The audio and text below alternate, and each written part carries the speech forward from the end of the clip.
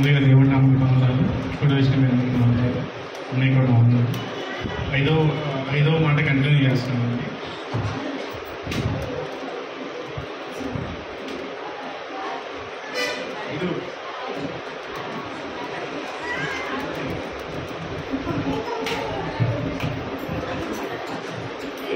ఐదవ మాట కంటిన్యూ చేస్తున్నానండి.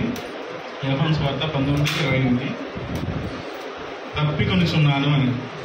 ఆ మాట యేసు ప్రభు వారు ఎందుకు మాట్లాడారండి? ఆ మాట ఎప్పుడన్నా ఆలోచించారా? తప్పికొనిచున్నాను అనే మాట ఎందుకు మాట్లాడారు? పైన ఉన్నట్లయితే లేఖనంలో నెరవేరినది. ఏమి నెరవేరిందండి? ప్రభు వారు ఇంకొంత సమయంలో నేను చనిపోతానని తెలిసినా కూడా పక్కన ఉన్న గారి గురించి విజ్ఞప్తి చేశారు దేవుడు. అలాగే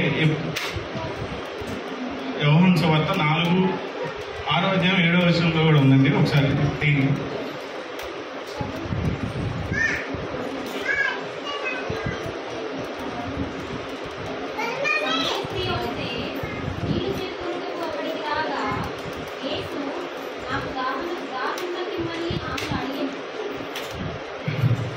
సమరస్త్రీ అక్కడికి రాగా దాహం ఇమ్మని ఆమెను అడిగింది.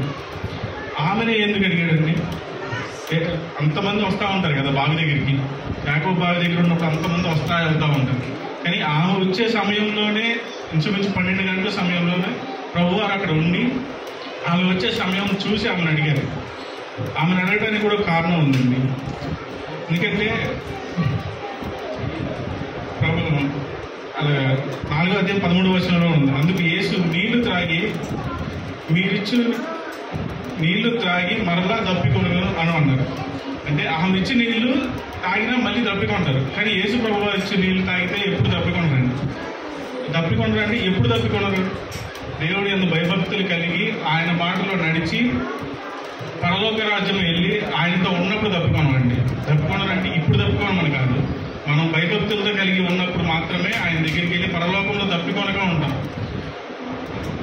యోహాను సువార్త 2:1 కానాను పెళ్లిలో నీళ్లను ద్రాక్షారసంగా మార్చిన దేవుడు ఇప్పుడు మన జీవితంలో పాపాల్లో జీవిస్తున్న మనల్ని మంచిగా మార్చలేడు.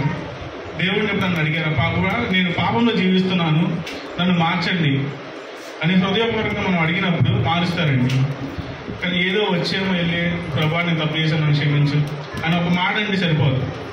నువ్వు చేసిన ప్రతి ఒక్క విషయంలో కూడా అది తప్ప కరెక్టా? ప్రభా నేను పని చేయబోతున్నాను, ఇది నీ చిత్తమా కాదా అని అడిగి దేవుడిని ప్రార్థించి అడిగినప్పుడు అది నీకు అనుకూలం అయితే దేవుడు నీకు సహాయిస్తాడండి. లేదు నువ్వు చేసేది తప్పు అని తెలిసి నువ్వు చేస్తున్నావు అంటే తర్వాత దానికి కావాల్సిన శిక్షను నువ్వు అనుభవిస్తావు. ఈ చిన్న మాటలు జ్ఞాపకం చేసుకోవాలని దేవుడు చిన్న వాక్యం దేవుడు